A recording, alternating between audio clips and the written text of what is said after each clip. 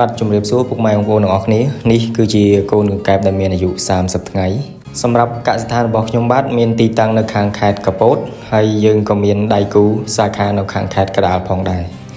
បងប្អូនមានចំណាប់អារម្មណ៍ចង់ចិញ្ចឹមកូនកង្កែបសូមទំនាក់ទំនងតាមរយៈលេខទូរស័ព្ទពីប្រព័ន្ធនៅខាងលើគឺ071 21 7 លេខ 3និងមួយខ្សែទៀតគឺ010 889 និង332សម្រាប់តម្លៃរបស់កូនកង្កែបគឺទៅតាមទំហំរបស់វាគឺនៅក្នុងចន្លោះចាប់ពីតម្លៃ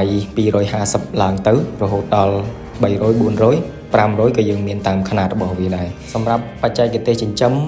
ខាងកសិដ្ឋានយើងខ្ញុំបានបង្កើតនៅក្រុម Telegram ដើម្បី add បងប្អូនចូលទៅក្នុងក្រុម